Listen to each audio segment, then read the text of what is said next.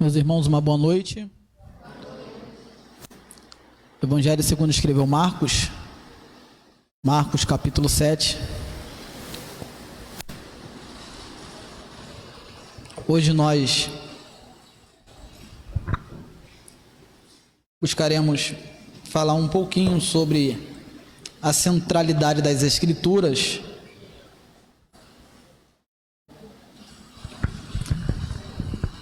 como marca autêntica do protestantismo.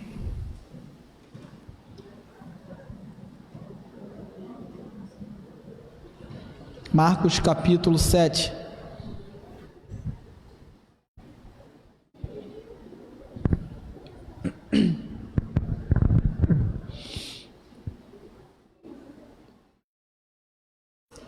Podemos?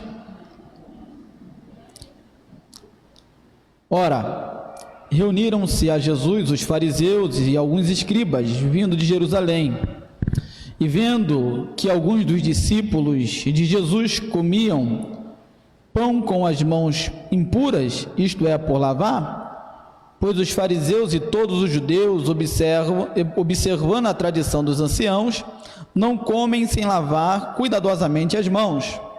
Quando voltam da praça, não comem sem se espargirem, e há muitas outras coisas que receberam para observar, como lavagem de copos, jarros, vaso de metal e camas.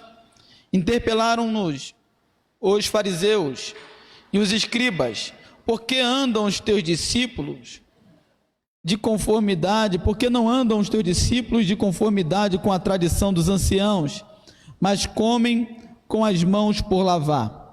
Respondeu-lhes, pois, Jesus: bem profetizou Isaías a respeito de vós, hipócritas, como está escrito: este povo honra-me com os lábios, mas seu coração está longe de mim, e em vão me adoram, ensinando doutrinas que são preceitos de homens. Negligenciando o mandamento de Deus, guardai a tradição dos homens. E disse-lhes ainda: jeitosamente rejeitais o preceito de Deus para guardares a vossa própria tradição. Pois Moisés disse: honra teu pai e a tua mãe, e quem maldisser a seu pai ou a sua mãe, seja punido de morte. Vós, porém, dizeis: se um homem disser a seu pai ou a sua mãe: aquilo que poderias aproveitar de mim é corbã, isto é, oferta para o Senhor, então o dispensais de fazer qualquer coisa em favor de seu pai ou de sua mãe, invalidando a palavra de Deus pela vossa própria tradição, que vós mesmos transmitistes, e fazeis muitas outras coisas semelhantes. Convocando ele de novo a multidão, disse-lhes: ouve-me todos e entendei, nada há fora do homem que, entrando nele, o possa contaminar, mas o que sai do homem é o que o contamina. Se alguém tem ouvido para ouvir, ouça. Palavra do Senhor nosso Deus.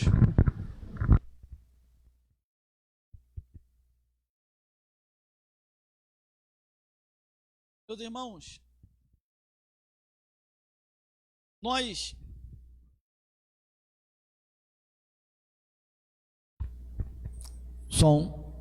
irmãos, nós temos, por parte do próprio Deus,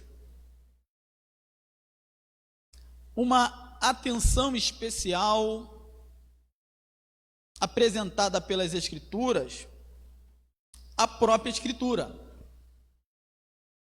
de maneira que a Bíblia Sagrada, ela possui uma centralidade, e esta centralidade das Escrituras foi algo muito custoso e reivindicado no período em que houve a chamada Reforma Protestante, no século XVI. E quando nós falamos da centralidade das Escrituras como marca do protestantismo autêntico, nós estamos com isso querendo dizer que a Bíblia é um documento central e que essa foi a compreensão da reforma protestante, em detrimento à tradição e o magistério da igreja de então. Quando nós falamos ou pensamos as Escrituras como central e, portanto, como marca autêntica do protestantismo, nós estamos com isso reconhecendo a preeminência que a palavra de Deus presente no Antigo e o Novo Testamento tem. E esta palavra que tem preeminência, ela também foi reconhecida pelo próprio Senhor Jesus Cristo, pelos apóstolos, pelos pais da igreja, e foi resgatada pelos reformadores no século XVI, e que, portanto, deve ser conservada por nós até os dias de hoje. Já dizia-se na reforma protestante que aonde as Escrituras não têm voz, não devemos ter ouvido, porque a Bíblia Sagrada deve nortear a nossa vida e o nosso relacionamento com Deus, de maneira que nela nós temos da parte de Deus um parâmetro e um paradigma para a vida. Por isso que eu quero olhar para vocês, olhar com vocês, melhor dizendo, desde o Antigo Testamento, passando pelo Novo Testamento e olhando o período ali um pouco dos pais da igreja, se possível, e chegando até os dias de hoje, um pouquinho sobre cada ponto, falando sobre a centralidade das Escrituras Sagradas. Nós podemos perceber a centralidade da Bíblia como parâmetro e paradigma na própria vida de Adão. A centralidade da palavra de Deus, ela é abundante e é enfatizada na própria Bíblia Sagrada. E quando nós voltamos os nossos olhos para a história de Adão e Eva, os nossos primeiros pais, nós podemos perceber que a palavra de Deus foi dada a Adão como parâmetro e paradigma da vida. Eles não tinham, obviamente, a palavra escrita, mas tinham a palavra especial oral da parte de Deus como um mandamento que era paradigma e padrão para a vida deles. A Bíblia deixa isso muito claro para nós, quando nós nos voltamos para Gênesis capítulo 2, versos 16 e 17, que é o primeiro mandamento que Deus apresenta ao ser humano e na figura de Adão à humanidade. E o texto lá vai dizer que o Senhor deu uma ordem para Adão: de toda árvore do jardim poderás comer livremente, mas da árvore da ciência do bem e do mal dela não comerás, porque no dia em que dela comerdes, certamente morrerás. Esta foi a ordem que Deus deu para Adão, colocando a palavra de Deus como sendo central e paradigma da vida para o primeiro casal. Nós observamos que a não atenção para a palavra de Deus trouxe problemas para Adão e também para a sua posteridade. Então nós percebemos que a palavra de Deus dada ao homem na figura de Adão apresenta-se como parâmetro e paradigma da vida, logo na figura de Adão. Mas nós podemos passar adiante e perceber também a palavra de Deus como parâmetro e paradigma da vida do povo de Israel, logo no início, quando o povo foi tirado da terra do Egito. E aqui eu quero falar desses pontos em linhas gerais e depois considerar em linhas mais específicas, pois quando nós olhamos para logo que o povo saiu da terra do Egito, 3 meses depois que o povo acampou no sopé do Monte Sinai, Deus chamou Moisés ao monte, e quando Deus chamou Moisés ao monte, Deus deu algumas palavras para que Moisés dissesse ao povo, e o povo então recebesse essas palavras e respondessem a Deus. O texto vai dizer em Êxodo capítulo de número 19, verso 3 ao verso 8, que Moisés subiu a Deus no monte e o Senhor o chamou e disse: assim falarás à casa de Jacó. E aqui tem algumas ênfases importantes no texto, e o texto vai dizer: e anunciarás aos filhos de Israel: tendes visto o que eu fiz aos egípcios, e como vos levei sobre asas de águia e vos cheguei a mim. Agora, pois, se diligentemente ouvides a minha voz e guardardes a minha aliança, então sereis minha propriedade peculiar dentre todos os povos da terra, porque toda a terra minha, vós me sereis um reino de sacerdote, nação santa. São estas palavras que falarás aos filhos de Israel. O texto vai dizer que Moisés veio e chamou os anciãos do povo e expôs diante dele todas as palavras do Senhor. E o povo respondeu a uma: tudo o que o Senhor falou, falaremos. E Moisés então repetiu as palavras do povo diante do Senhor. Agora, observe as colocações que Deus menciona a Moisés, o qual vai mencionar para o povo. As colocações pontuais que o texto nos apresenta é: se diligentemente ouvirdes a minha voz e guardardes a minha aliança. Aí o texto diz: então sereis minha propriedade peculiar dentre todos os povos da terra.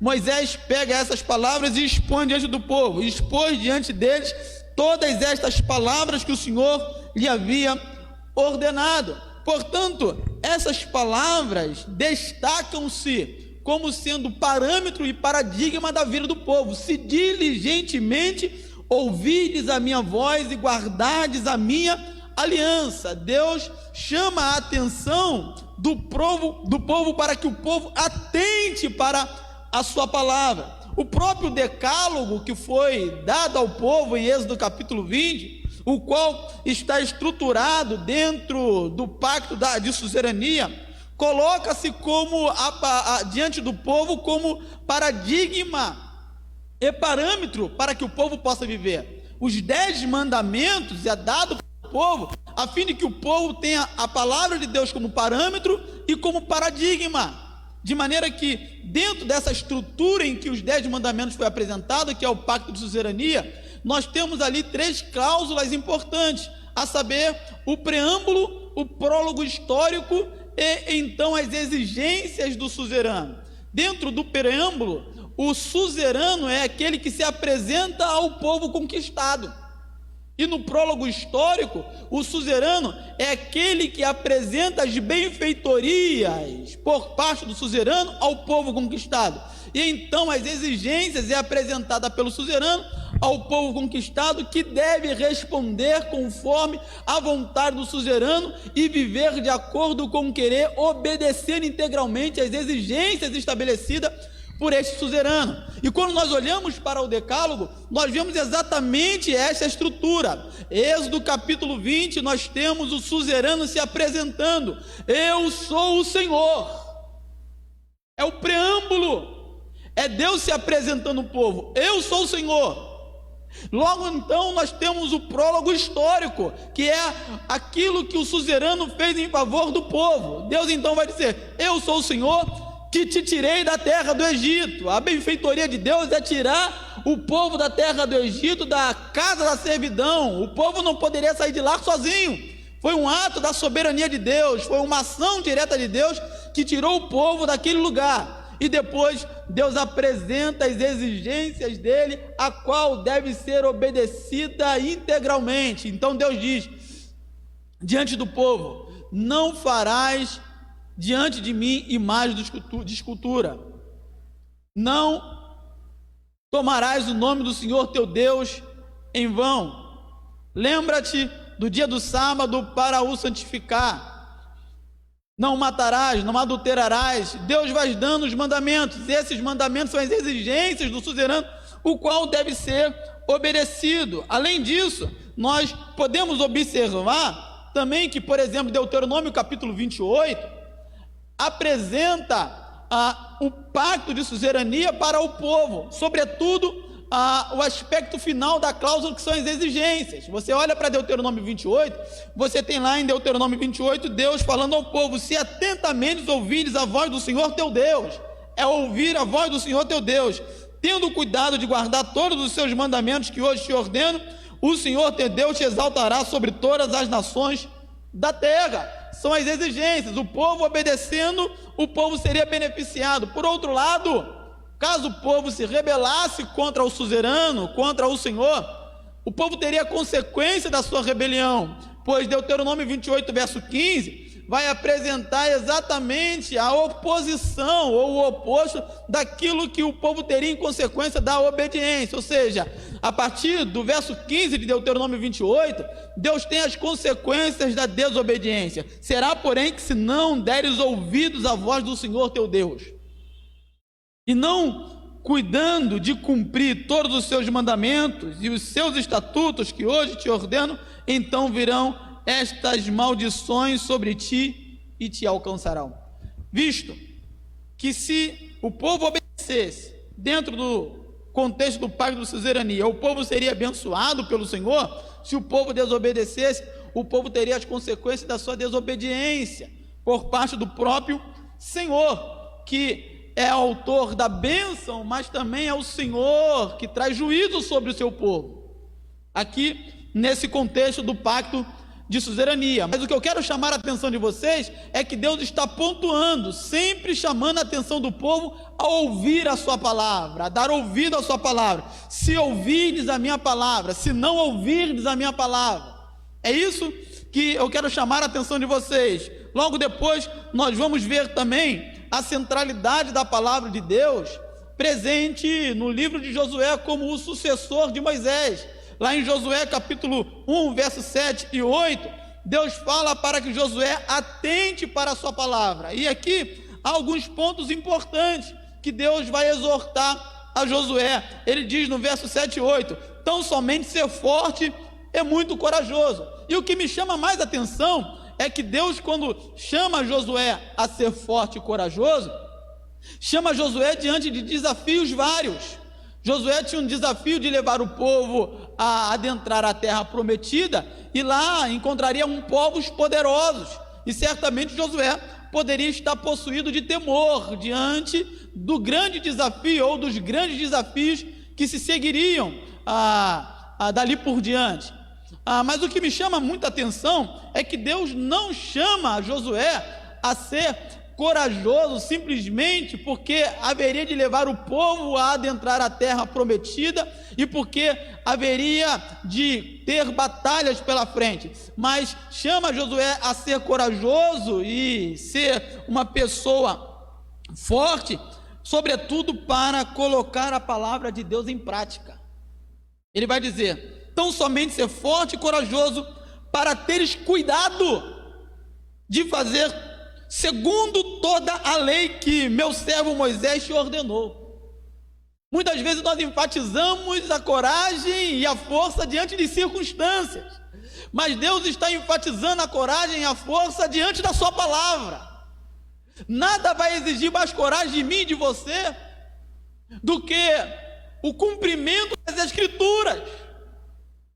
As Escrituras, que devem ser centrais em nossa vida, vai exigir de você e de mim coragem para que nós a coloquemos em prática em nossa vida.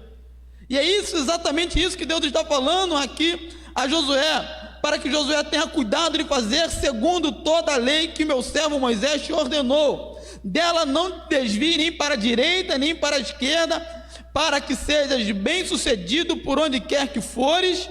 Não cesse de falar deste livro, olha aqui, não cesse de falar deste livro, antes medita nele de dia e de noite, para que tenhas cuidado de fazer segundo tudo quanto nele está escrito. Então farás prosperar o teu caminho e serás bem sucedido. Não te mandei eu ser forte e corajoso, não temas nem te espante, porque o Senhor teu Deus é contigo por onde quer que fores. Observe que a ênfase de Deus para ser forte e corajoso está no cumprimento das Escrituras Sagradas, em fazer cumprir as Escrituras, em atentar para as Escrituras, em meditar nas Escrituras de dia e de noite, para não se desviar das Escrituras, nem para a direita nem para a esquerda. Por quê? Porque é precisamente a centralidade das Escrituras na vida do povo de Deus é que faz com que o povo de Deus tenha esta identidade que o identifica com Deus que resgatou. O que te faz povo de Deus é o fato de Deus ter te resgatado, é o fato de Deus, pela sua graça, ter te salvado, é o fato de Deus, pela sua bondade infinita em Cristo Jesus, ter se manifestado a você, como diz Cohen, nós conhecemos a Deus por causa de Deus. Mas observe, o que vai caracterizar você para aqueles que estão lá fora como povo de Deus, é o fato de você viver as Escrituras Sagradas no mundo em trevas. Foi lida aqui as palavras do Salmo de número 119, no verso 105, lâmpada para os meus pés é a tua palavra e luz para o meu caminho. Portanto, nós devemos atentar que Deus sempre vai colocar a sua palavra como sendo um padrão, sendo um paradigma para nós. A mesma ênfase nós vamos encontrar, por exemplo, no Salmo 1. No Salmo 1 nós temos lá o salmista dizendo: bem-aventurado o varão que não anda segundo o conselho dos ímpios. É a porteira do saltério. O saltério é aberto com a exortação ao povo de que atente para a palavra de Deus, que manifesta a vontade dele. Então vai dizer: bem-aventurado o varão que não anda segundo o conselho dos ímpios, que não se detém no caminho dos pecadores, que não se assenta na roda dos escarnecedores, mas antes tem o seu prazer na lei do Senhor, e na sua lei medita de dia e de noite. Mas o que me chama a atenção não é o advérbio de negação que aparece logo no início, bem-aventurado o varão que diz não, mas é precisamente o verso 3 que vai dizer: antes tem o seu prazer na lei do Senhor, porque o dizer não é consequência de quem tem prazer. Logo, isso não coloca diante de nós uma ideia de que se eu não fizer, eu não terei, se eu não fizer, eu não obterei. Na verdade, eu só posso dizer não ao que eu devo dizer não se o prazer na palavra de Deus habitar no meu próprio coração. Então, ou seja, o meu relacionamento com as Escrituras tem que anteceder tudo aquilo que me envolve e que pode me servir de tentação. E quando eu tenho prazer na lei do Senhor, eu posso estabelecer a própria lei do Senhor como primeiro conselho. Segundo, quando eu tenho prazer na lei do Senhor, eu estabeleço a lei do Senhor como caminho. E quando eu tenho prazer na lei do Senhor, eu estabeleço a lei do Senhor como descanso. É exatamente o contraste que o salmista está apresentando com as declarações na qual nós devemos dizer não. Bem-aventurado o varão que não anda segundo o conselho dos ímpios. Ele não anda segundo o conselho dos ímpios porque tem prazer na lei do Senhor. Ele não tem prazer na lei do Senhor porque ele não anda. Ele não anda porque tem prazer na lei do Senhor. E esse prazer somente Deus pode colocar no nosso coração. É precisamente o fato de Deus colocar a palavra dele no nosso coração, e essa era uma declaração dele mesmo, que ele faria isso no seu povo. Quando ele olha para o profeta Ezequiel, lá no capítulo 36, ele vai dizer que vai colocar a lei dele no coração do povo. Ele vai limpar o povo, vai espargir água limpa sobre o povo, vai tirar o coração de pedra e vai dar um coração de carne, um coração sensível, um coração obediente. E portanto, somente um coração trocado, somente um coração cambiado, somente um coração convertido é que pode ter prazer na lei do Senhor. Somente um coração transformado, regenerado, habitado pela palavra, como diz Paulo em Colossenses, que habite ricamente em vós a palavra de Cristo. Somente um coração completamente abundado pela palavra de Cristo é que pode ter prazer na lei do Senhor. E quando a palavra de Deus e o próprio Deus na sua palavra se torna prazer em nós,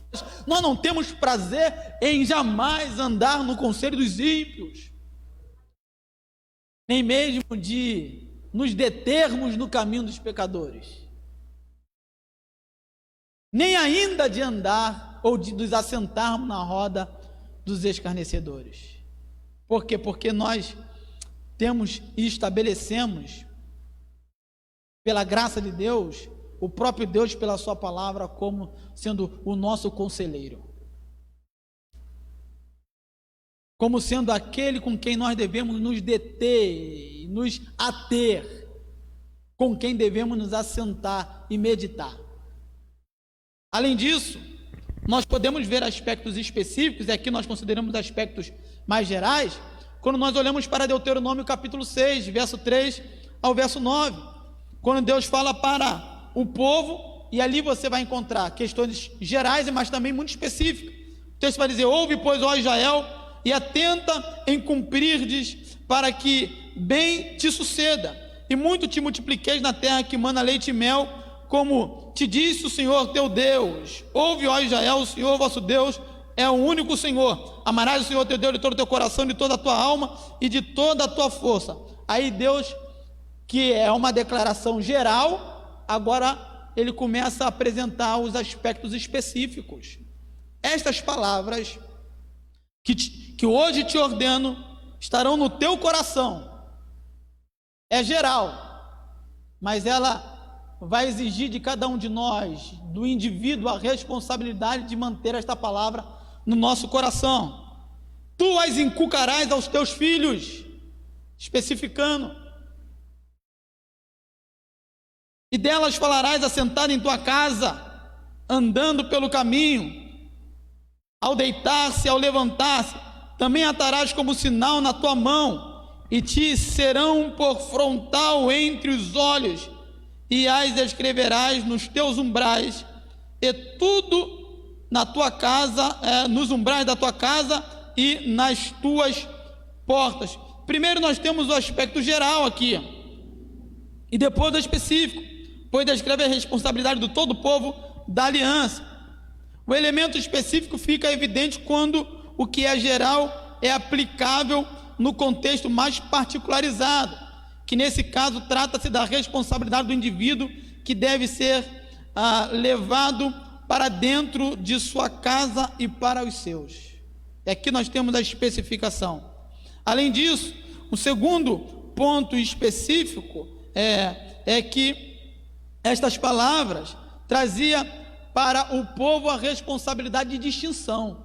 O povo deveria ser distinto dos demais povos, porque aqui tem um chamário: Israel, ouve, ó Israel, o Senhor vosso Deus é um único Senhor.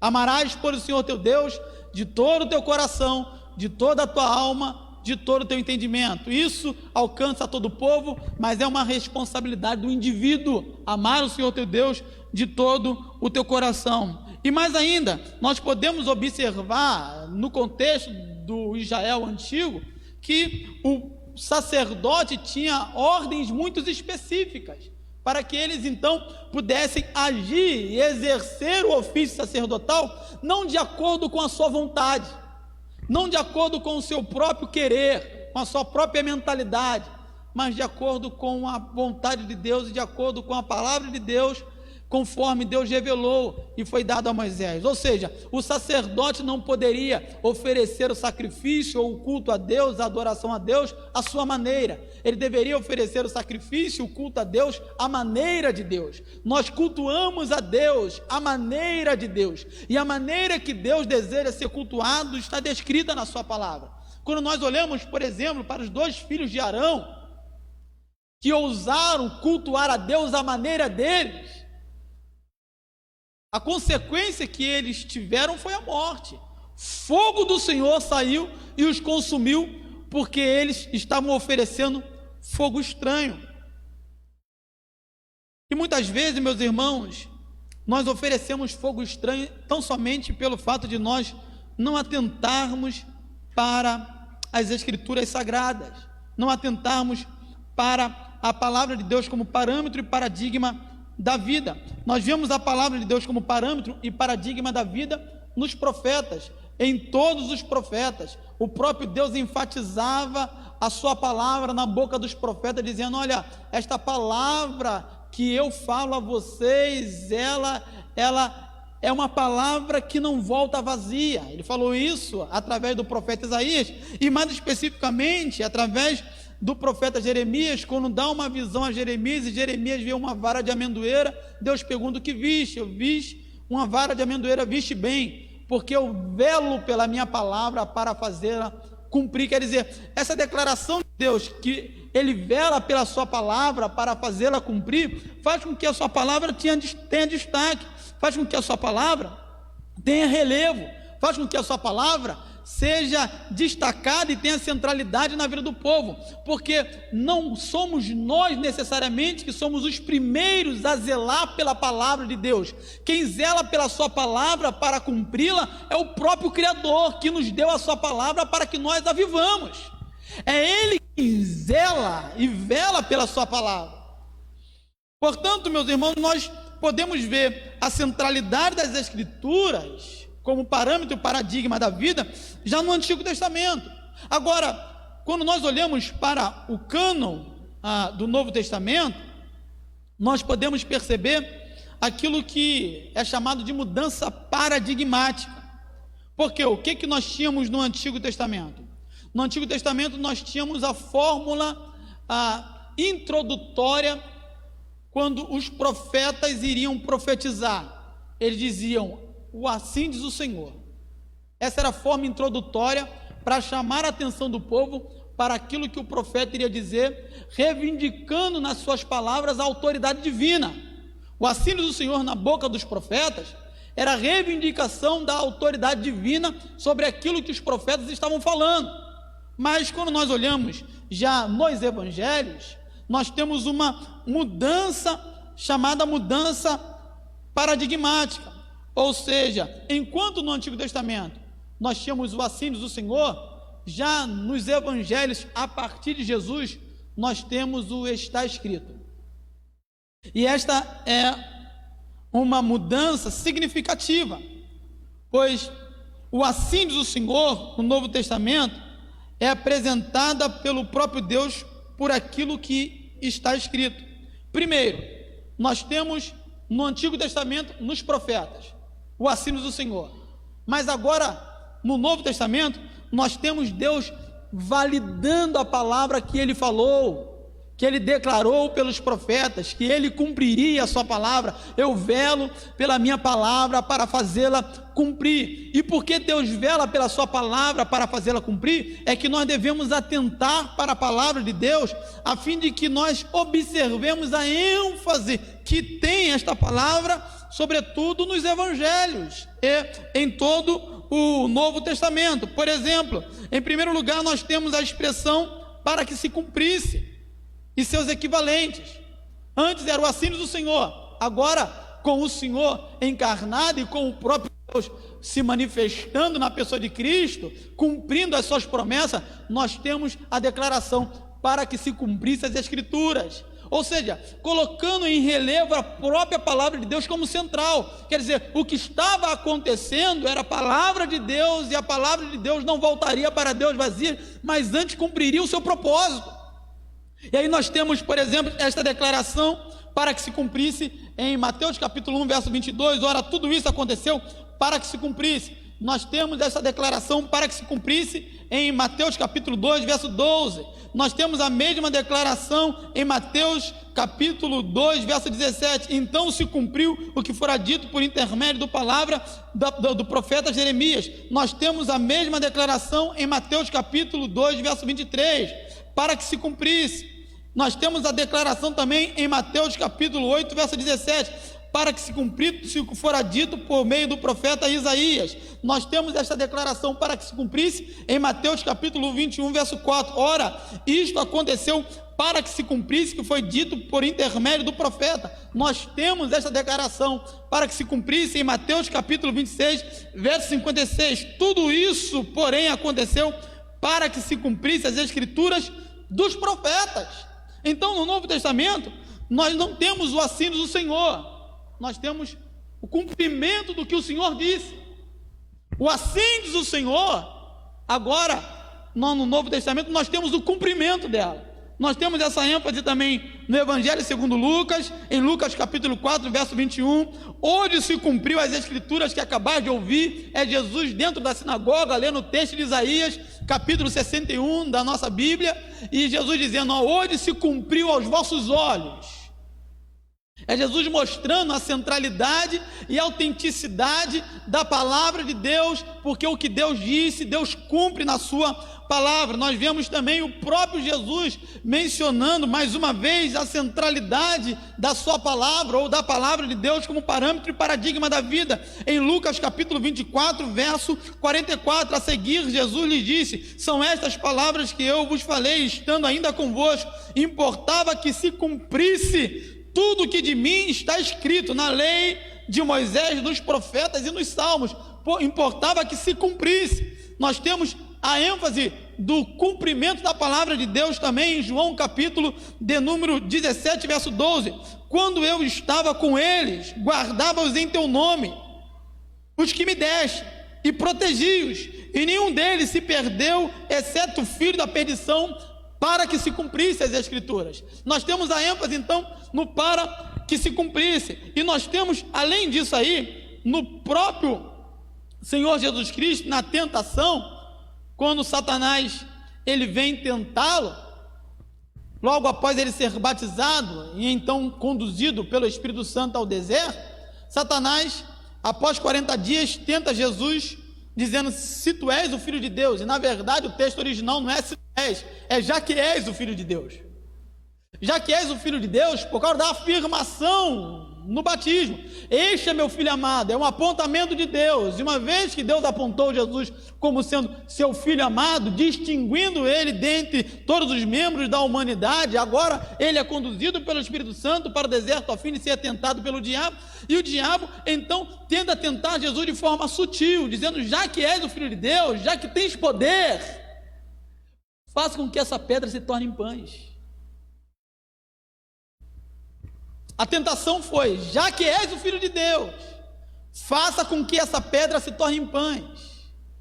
Mas Jesus ele olha para as Escrituras e vê as Escrituras como sendo parâmetro e paradigma da vida. Nem só de pão viverás o homem, mas de toda a palavra que procede da boca do Senhor o homem viverá. O próprio Jesus está colocando a palavra de Deus como sendo central.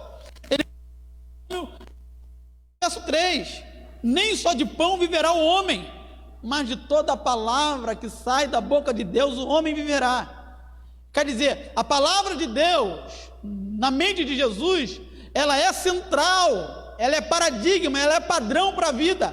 Mais do que o desejo do nosso ventre, mais do que a nossa necessidade física, mais do que a nossa necessidade mais emergente, a palavra de Deus é fundamental e necessária para que nós possamos viver e viver de maneira autêntica diante de Deus e diante deste mundo caído. Nem só de pão viverás o homem, mas de toda a palavra que sai da boca de Deus. Satanás novamente agora o tenta usando as Escrituras, distorcendo as Escrituras. Também está escrito: aos teus anjos dará ordem, lança-te daqui abaixo, porque aos teus anjos dará ordem a teu respeito. E Jesus então vai citar novamente o texto de Deuteronômio, capítulo 6, verso 16. Também está escrito: não tentarás o Senhor teu Deus. Satanás mais uma vez tenta Jesus, e agora ele vai mostrar a glória do mundo caído, e vai dizer para Jesus: olha, tudo isso te darei se prostrado me adorares. Jesus dá uma ordem: vai-te, Satanás, porque está escrito. Jesus está dizendo: está escrito, está escrito. Ao Senhor teu Deus adorarás, e somente a Ele prestarás culto. Ele está citando Deuteronômio capítulo 6, verso 13. Percebam, meus irmãos, que a palavra de Deus ela é central na vida de Jesus, e não apenas na vida de Jesus, ela é central também na vida dos apóstolos. Os apóstolos tinham a palavra de Deus como central na vida deles. O próprio apóstolo Paulo colocava as Escrituras como sendo algo a ser atentada. Ele vai dizer para Timóteo, por exemplo, no capítulo 3, do verso 14 em diante, ele diz para Timóteo: tu, porém, permanece naquilo que aprendeste e de que fostes inteirado, sabendo de quem o tens aprendido, e que desde a infância sabes as sagradas letras que podem tornar-te sábio para a salvação pela fé em Cristo Jesus. E então ele diz: toda a Escritura divinamente inspirada é proveitosa para ensinar, para repreender, para corrigir, para a educação na justiça, a fim de que o homem de Deus seja perfeito e perfeitamente instruído para toda boa obra. Observe, Paulo dizendo: tu, porém, permanece naquilo que aprendeste e de que foste inteirado, sabendo de quem o tens aprendido, que desde a tua meninice, da tua infância, sabes as sagradas letras, que pode tornar-te sábio para a salvação. E ele então vai enfatizar a autoridade das Escrituras, mostrando que as Escrituras, ela é revestida de infalibilidade e inerrância, porque é essa ideia de inspiração, o Theos Pneustos, que o texto apresenta, que é o sopro de Deus, é soprar para fora, que o texto vai nos apresentar, é exatamente esse sopro de Deus que reveste a sua palavra de autoridade. As Escrituras é autoridade sobre a nossa vida, precisamente porque ela não é produto da mente humana, ela não é produto da minha mente, não é produto da sua mente, ela não é produto da elucubração ou da engenhosidade humana, ela é produto da vontade de Deus. Toda a Escritura divinamente inspirada é proveitosa para redarguir, para corrigir e para instruir em justiça, a fim de que o homem de Deus seja perfeito e perfeitamente instruído para toda boa obra. O próprio apóstolo Pedro também, pensando nas Escrituras como sendo autêntica a palavra de Deus e, portanto, inspirada, revestida de autoridade, ele vai dizer: temos assim tanto mais confirmada a palavra profética, e fazeis bem em atendê-la, como uma candeia que brilha em lugar tenebroso, até que o dia clareie e a estrela da alva nasce em vosso coração, sabendo primeiramente isto, que nenhuma profecia da Escritura provém de particular elucidação, porque nunca jamais qualquer profecia da Escritura foi dada por vontade humana. Entretanto, os homens santos falaram movido por Deus, falaram da parte de Deus, movidos pelo Espírito Santo. Então nós temos aqui, já desde o Antigo Testamento ao Novo Testamento, uma ênfase das Escrituras como sendo central. Em Adão, nós temos na vida do povo de Israel, nós temos nos profetas, nós temos em Jesus, nós temos também nos apóstolos. Acontece que no período da Idade Média, ou na alta Idade Média, as Escrituras acabou sendo posta de lado, e ela passou a ter a sua preeminência um tanto escanteada. E aqui nós precisamos fazer algumas observações que me chamam muita atenção. Por quê? Porque no período da Idade Média, e isso não apenas na Idade Média, já antes da Idade Média, a Escritura Sagrada, ela é a palavra de Deus, continuava sendo a palavra de Deus, mas existia uma autoridade paralela, que era a tradição. E é importante aqui nós fazermos justiça ao conceito de tradição, e o Alistair McGrath nos ajuda a respeito disso, porque no começo a ideia de tradição significava literalmente aquilo que tem sido transmitido, embora também pudesse referir-se ao ato de transmitir em si. Mas quando nós olhamos para a ideia de tradição, pelo menos lá atrás, antes da alta Idade Média, a ideia era exatamente isso: é manter-se fiel àquilo que tem sido transmitido. Era essa a ideia, segundo Alistair McGrath.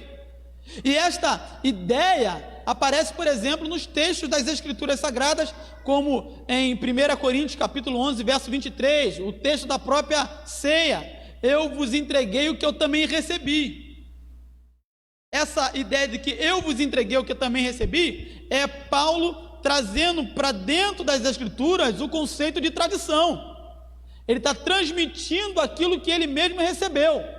Ele vai novamente mencionar essa ideia no livro de 1 Coríntios, e também no capítulo 15, verso 3 e verso 4, ele vai dizer: vos entreguei o que eu também recebi, ou eu recebi o que eu também entreguei a vocês, que o Senhor Jesus morreu pelos nossos pecados segundo as Escrituras. foi sepultado e ressuscitou ao terceiro dia, segundo as Escrituras. Portanto, ele não divorcia a tradição das Escrituras diretamente. Ele fala: olha, eu entreguei a vocês o que eu também recebi. O quê? Que o Senhor Jesus morreu pelos nossos pecados, segundo as Escrituras. Então, a ideia, a princípio, de tradição era transmitir a informação conforme os anteriores receberam, tá? Acontece que na Alta Idade Média houve uma mudança no conceito de tradição, né? E esse foi um grande desafio que se deveria ter. Quando nós olhamos, por exemplo, para alguns pais da igreja, eu vou ler aqui um ponto importante, é que os pais da igreja entendiam a tradição nessa perspectiva que eu falei anteriormente. Por exemplo, o próprio texto dos pais apostólicos, combatendo os gnósticos, vai mencionar a tradição. Pois os mestres, no caso, os autores gnósticos, apresentam uma tendência de interpretar passagem das Escrituras que não condiziam com aquilo que os próprios pais ensinavam. Então veja, o que os mestres gnósticos faziam? Os mestres gnósticos distorciam as Escrituras sagradas e diziam que eles possuíam uma revelação direta de Deus. E então os pais começaram a enfatizar a tradição, mas não era isso que os apóstolos ensinavam, não era isso que os apóstolos transmitiam.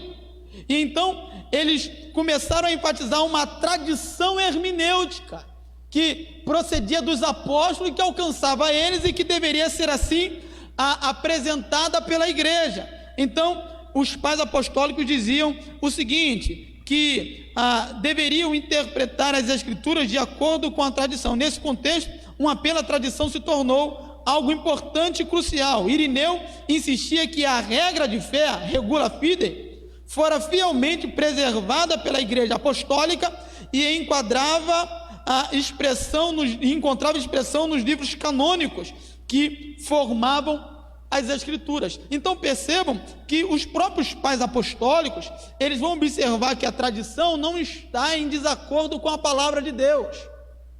A tradição, ela está de acordo com a palavra do Senhor. Além disso, eles enfatizavam a tradição a fim de reivindicar a autoridade, mostrando que eles estavam de acordo com os pensamentos dos apóstolos, e assim rechaçavam a ideia gnóstica.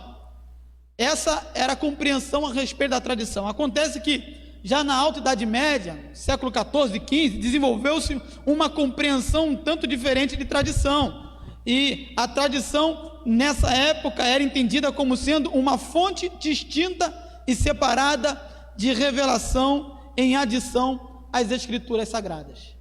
Isso já veio acontecer na Alta Idade Média.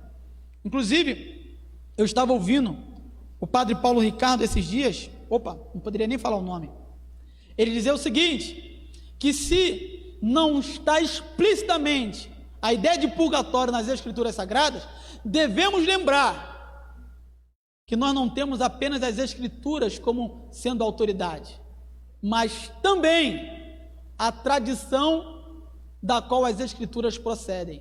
Quer dizer, se uma doutrina não tem respaldo nas Escrituras, vão buscar respaldo na tradição. E foi precisamente contra essas coisas que a Reforma Protestante se levantou. Se levantou não necessariamente contra a tradição, mas contra todo tipo de distorção da tradição em relação às Escrituras Sagradas. Nós dizemos que as Escrituras Sagradas, ela é a autoridade final. O sola Escritura, ela reivindica a autoridade final às Escrituras. Quer dizer, a Bíblia concorda com tudo aquilo que concorda com ela. Quando a tradição concorda com a Bíblia concorda com a tradição. E no momento que a tradição discorda das Escrituras, as Escrituras prevalecem em detrimento da tradição. Essa é a declaração da Reforma Protestante. O sola Escritura coloca as Escrituras num lugar de destaque, coloca as Escrituras Sagradas como ênfase, apresentando a sua clareza. A Bíblia, ela é clara para nós. Portanto, quando nós pensamos no solo Escritura, nós estamos pensando primeiro nas Escrituras como autoridade final. A tradição, devemos sim olhar para ela, podemos visitar os pais da igreja, mas no momento em que a tradição, ela contradiz as Escrituras Sagradas, fiquemos com as Escrituras Sagradas em detrimento da tradição. As Escrituras devem prevalecer em nós, em nosso coração e na nossa vida. É ela que norteia o nosso ser, é ela que nos conduz, de maneira que o solo Escritura, que reivindica a Escrituras como sendo a autoridade final e, portanto, a regra de fé da cristandade, ela nos apresenta a clareza. Isso não quer dizer que a Bíblia Sagrada não tenha textos difíceis para ler. Existem vários textos difíceis na Bíblia Sagrada, e o próprio apóstolo Pedro reconheceu que o irmão Paulo escreve em coisas difíceis que homens, para a sua própria perdição, distorcem. Mas quando nós enfatizamos a clareza das Escrituras, nós estamos querendo dizer que Deus, Ele delineou o plano da salvação de maneira que o homem pode compreender, de maneira que o ser humano pode entender. Isso nos chama a atenção no solo Escritura para a clareza das Escrituras Sagradas. Além disso, fala da sua suficiência.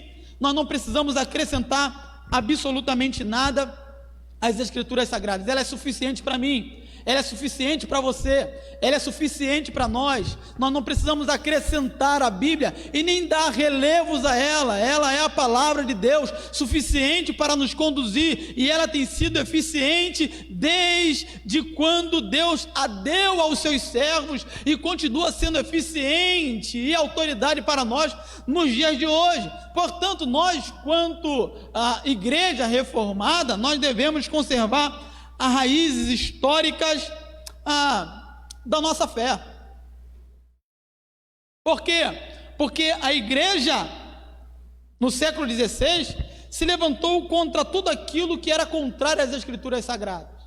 Naquele período, se vendia de tudo e de todas as coisas. E hoje continua a mesma coisa, se vendendo de tudo e de todas as coisas. A última coisa que eu ouvi falar, reverendo Nilson, que estão vendendo agora a beleza de Esther, para quem quiser comprar.